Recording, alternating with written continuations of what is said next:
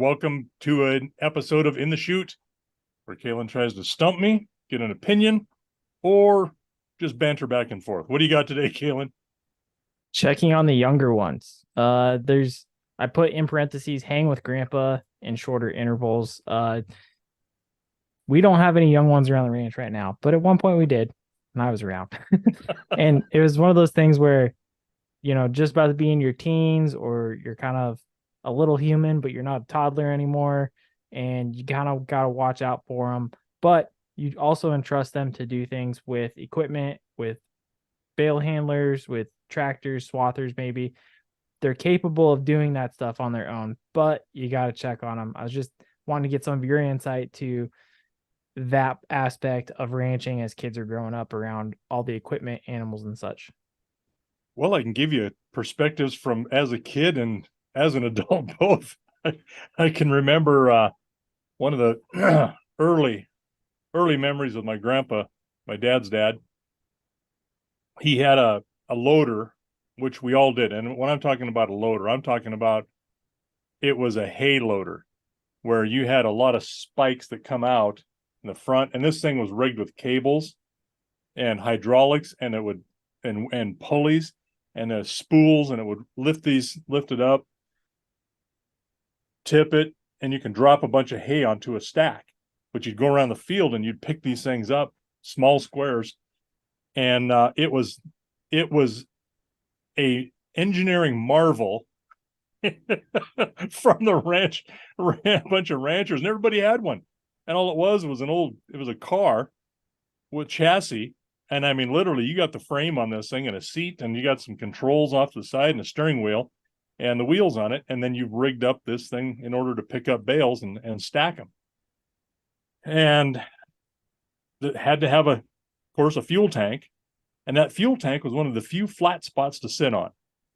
So Grandpa takes me at a young, tender age of about, oh God, I was probably 4. And I can remember sitting on this gas tank that felt enormous to me because I was so small. And I was hanging onto the straps that held it on and edge of the frame. He says, "You hang on to these." And we're bouncing around and beating on this thing. I mean, we are just all over the place. And I'm having a ball. We're gone for, I don't know, not very long. We had just had a couple of things to do and come back. Well, he hadn't told my grandmother that I was going with him. And Careless Creek is a fairly deep in some areas, right through the area of the yard there. Deep, not all that wide, could be, but it was dang sure lots of undercurrents in that thing because it's just a small meandering, lots of oxbows. And he comes ripping into the yard with me, and I'm just all giddy and happy. And the problem was, she wasn't, and she thought I'd fallen into the creek, you Yeah. know, gone out of the yard, fallen into the creek, and she's bawling and mad and that Scared. strange emotion of happy to see a little kid alive, Yeah. yet pissed.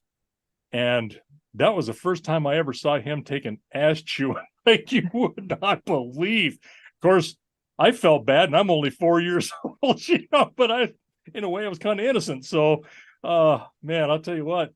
But the heart wrenching, gut wrenching emotion that you go through when you lose a little kid somewhere, and there's equipment, or there's a crick, or just make a checklist of whatever those hazards are.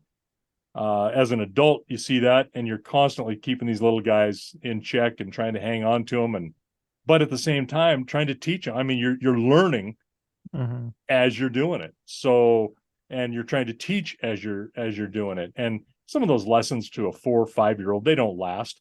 They're just along for the ride. But that experience, I think, is what kind of starts that fire in the belly of, I want to do this because grandpa did Mm-hmm. this and dad does this and my other grandpa does this, and I get to be around horses and cows all the time, and I get to ride in fun machinery, and I mean, so it really is kind of the spark that sets you on that path if that's what you choose to do.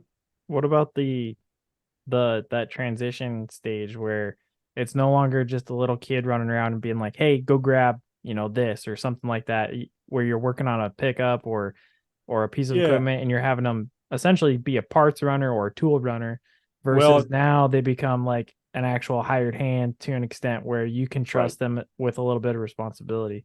Well, and I don't know if I've shared that on this. I think you I know you've heard this story because I've kind of done the same thing to you in a way, and that was when we got a brand new swather. I'd been Right. pulling a hay rake with a 8N Ford tractor, sweeping windrows together on some dryland grass hay, and Grandpa had, I mean, he had done everything he could to keep this tractor or this swather alive, and it was the old Draper style, and it was old and it was wore out long ago. And one day the salesman shows up with a brand new swather on the back of a flatbed trailer.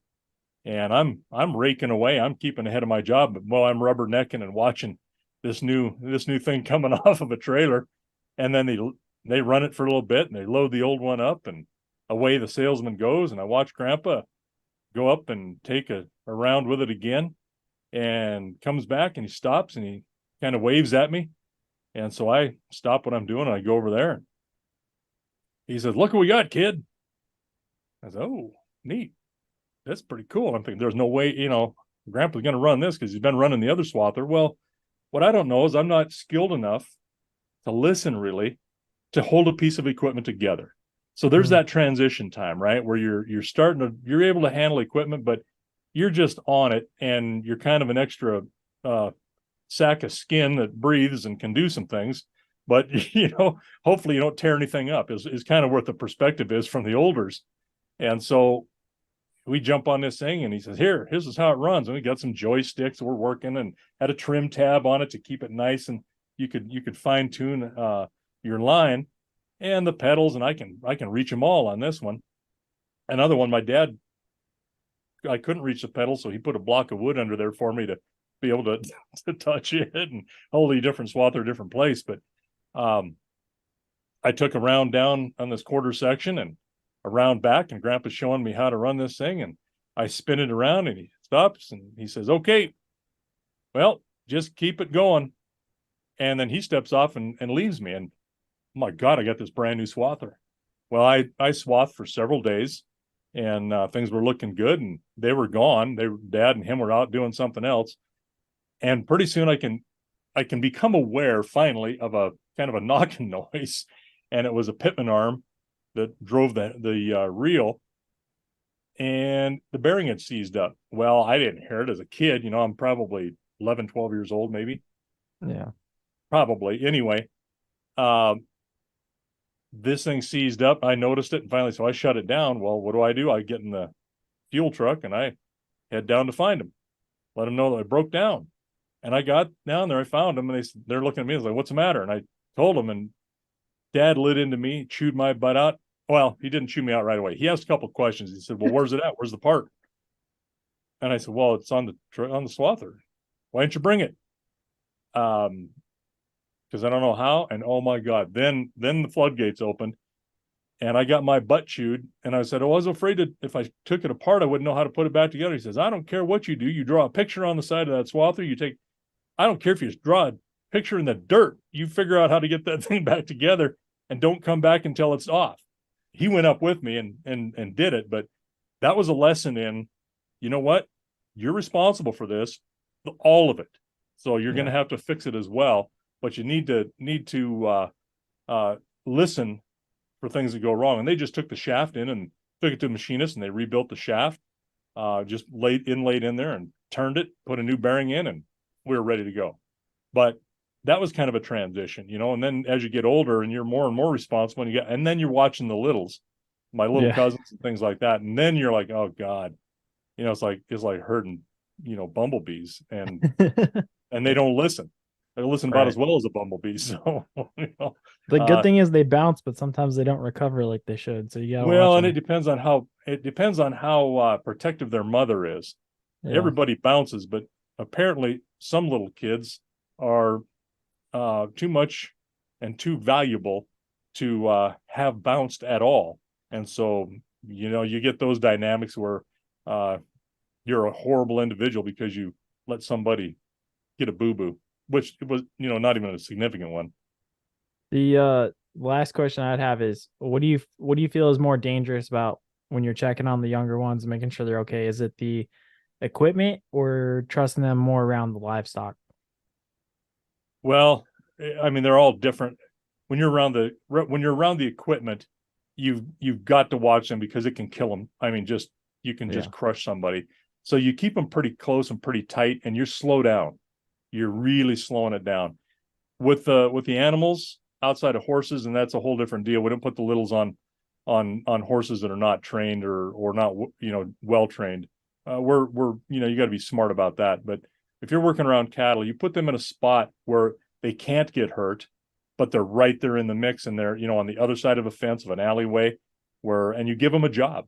This is your job. This is what you do, and you're teaching them how to move an animal up a chute or up an alley, but from the outside so they can't get hurt. As little guys, and you can do that. A 6, 7-year-old kid can do that. They can get out there and help. As they get a little older and get a little more size and some speed and agility where they can get out of the way if they have to, then they can start getting in.